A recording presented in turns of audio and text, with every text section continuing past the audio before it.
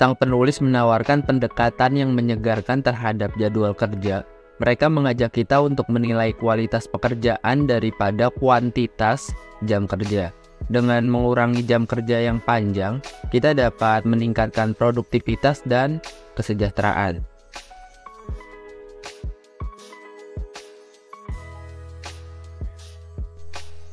Buku ini menekankan pentingnya jeda dan istirahat dalam meningkatkan kreativitas dan kinerja, memberi diri kita waktu untuk bernapas, membantu mencegah kelelahan, dan membuka pintu bagi ide-ide segar. Bayangkan, kita sebagai seorang pekerja kreatif di sebuah agensi periklanan, harian kita dipenuhi dengan tekanan dari tenggat waktu dan ekspektasi klien. Suatu hari, kita merasa terjebak dalam rutinitas yang melelahkan dan ide-ide segar sulit untuk muncul. Dalam keputusan, kita mengingat prinsip dari buku ini, kita memutuskan untuk mengambil langkah drastis dengan memberikan diri kita izin untuk beristirahat dan mengambil jeda. Kami meluangkan waktu beberapa jam untuk berjalan-jalan di taman, menjauh dari komputer dan tekanan pekerjaan. Selama jeda ini, sesuatu yang menakjubkan terjadi, ide-ide segar mulai muncul tanpa paksaan, pemandangan alam dan kesunyian memberikan kita ruang untuk berpikir kreatif tanpa gangguan. Ketika kita kembali ke meja kerja, kita membawa energi baru dan ide-ide inovatif yang membuat proyek kita makin bersinar. Pengalaman ini mengajarkan kita bahwa jeda dan istirahat bukanlah pemborosan waktu, melainkan investasi pada kesehatan mental dan kreativitas. Seringkali, solusi dan inspirasi datang ketika kita memberikan otak kita waktu untuk beristirahat dan meresapi pengalaman di sekitar kita. Dalam buku ini, It Doesn't Have to Be Crazy at Work memberikan pandangan menyegarkan bahwa menghargai istirahat bukanlah tanda kelemahan, tetapi kunci untuk meningkatkan kinerja dan kreativitas di tempat kerja.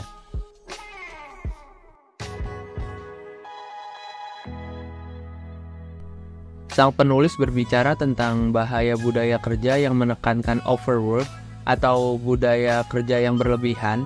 Mereka mengusulkan untuk membangun budaya kerja yang mendukung keseimbangan antara kehidupan pribadi dan profesional, memberikan ruang bagi karyawan untuk menjalani kehidupan yang lebih seimbang. Kita berada di sebuah perusahaan teknologi yang tumbuh pesat dan atmosfernya dipenuhi dengan tekanan untuk bekerja keras.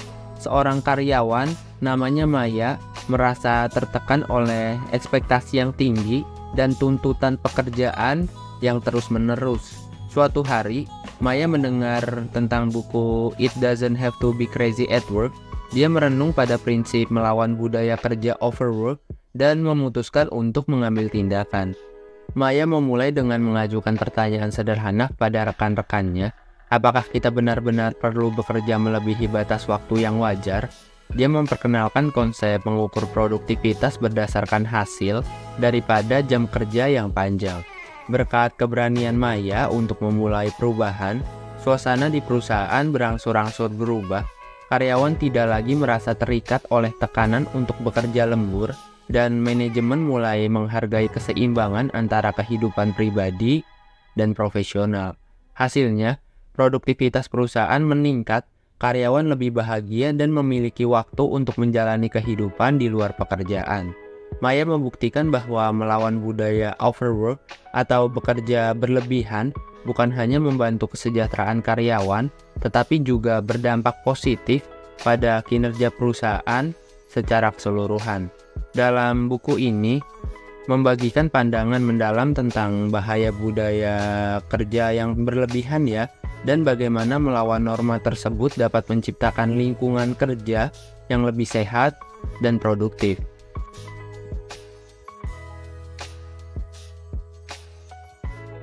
Sang penulis berbicara tentang pentingnya memfokuskan energi pada tugas-tugas utama.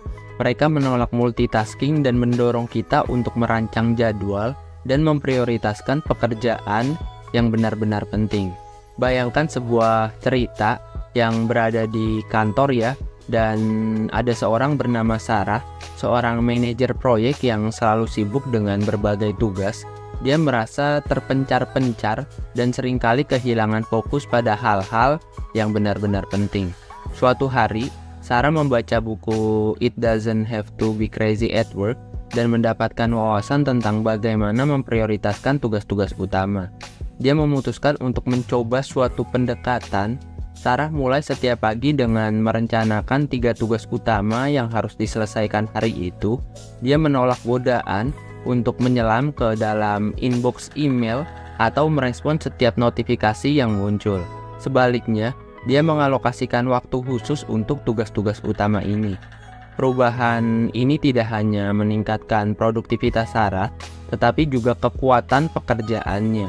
Dia merasa lebih terorganisir dan tugas-tugas yang sebelumnya terasa menumpuk menjadi lebih terkelola.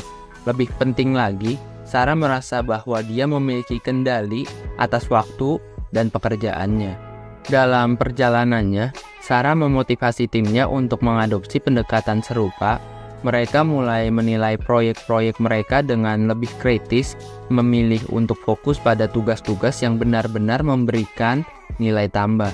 Dengan langkah-langkah kecil, Sarah dan timnya membuktikan bahwa memfokuskan energi pada tugas-tugas utama bukan hanya meningkatkan produktivitas individual, tetapi juga membentuk budaya kerja yang lebih terarah dan efisien.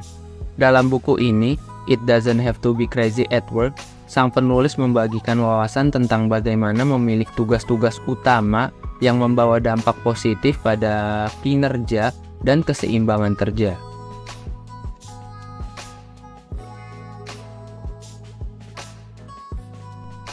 Buku ini membahas penyederhanaan proses pengambilan keputusan. Dengan mengurangi kompleksitas, kita dapat membuat keputusan yang lebih cepat dan efisien, membawa manfaat bagi seluruh tim.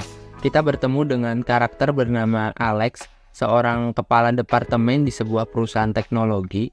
Dalam rutinitas sehari-hari, Alex seringkali terjebak dalam kompleksitas pengambilan keputusan.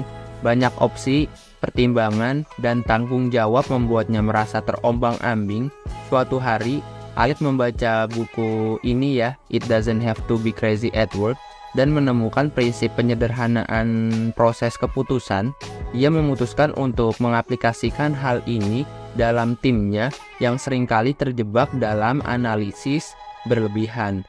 Alex memulai dengan mengidentifikasi tujuan utama dan nilai inti perusahaan. Dia kemudian mengajak timnya untuk meninjau keputusan-keputusan yang mereka hadapi, menilai sejauh mana keputusan tersebut mendukung visi dan nilai inti. Sebagai hasilnya, mereka mulai menghilangkan opsi yang tidak sesuai dengan tujuan utama mereka. Alex memperkenalkan kebiasaan untuk bertanya-tanya pada setiap rapat, apakah ini benar-benar mendukung visi dan nilai inti perusahaan kita. Tidak hanya proses pengambilan keputusan menjadi lebih efisien, tetapi tim juga merasa lebih terarah dan memiliki pemahaman yang lebih jelas tentang tujuan bersama. Keputusan-keputusan tidak lagi terjebak dalam kompleksitas, melainkan diarahkan oleh nilai inti yang telah mereka tentukan. Dalam buku ini, It Doesn't Have to Be Crazy at Work, sang penulis mengajarkan bahwa menyederhanakan proses keputusan membawa kejelasan dan efisiensi, membantu tim untuk fokus pada hal-hal yang benar-benar penting untuk kita. Itulah sebagian kecil dari buku ini, It Doesn't Have to Be Crazy at Work. Pastikan untuk membaca buku ini secara lengkap karena penuh dengan wawasan yang akan merubah cara kita melihat dunia kerja.